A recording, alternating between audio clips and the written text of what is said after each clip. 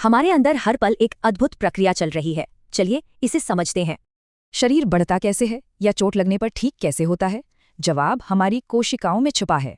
सीधे शब्दों में कहें तो यही वो तरीका है जिससे जीवन आगे बढ़ता है।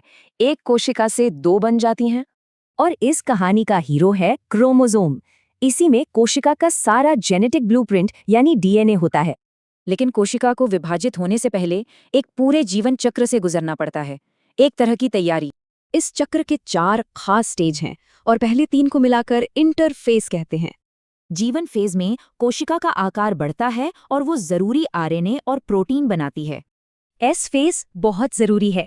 यहीं पर कोशिका अपने डीएनए की एक पूरी कॉपी तैयार करती है।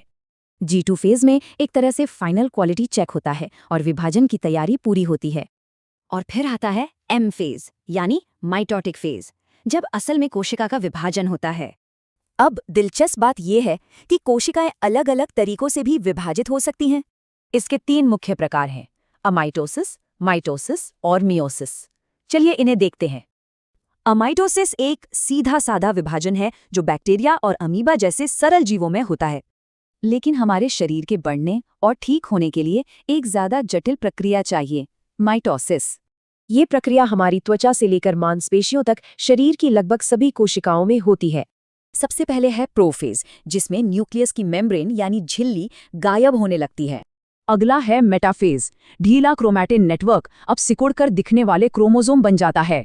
एनाफेज में कॉपी हुए क्रोमोसोम खिंचकर कोशिका के दोनों अलग अलग सिरों की ओर चले जाते हैं। और आखिर में टेलोफेज में 2 नए न्यूक्लियस बनते हैं और कोशिका का साइटोप्लाज्म भी बंटने लगता है। तो माइटोसिस का नतीजा क्या हुआ?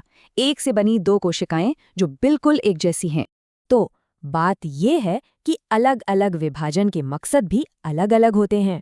माइटोसिस शरीर के विकास के लिए हूबहू कॉपी बनाता है, जबकि मियोसिस प्रजनन के ये अनोखी कोशिकाएं बनाता है। रूडोल्फ विर्चो का ये विचार जीव विज्ञान की बुनियाद है कि हर कोशिका पहले से मौजूद कोशिका से ही बनती है। ये अद्भुत प्रक्रिया खरबों कोशिकाओं को लगभग परफेक्ट तरीके से बनाती है। पर सोचिए, अगर इसमें कोई गलती हो जाए तो?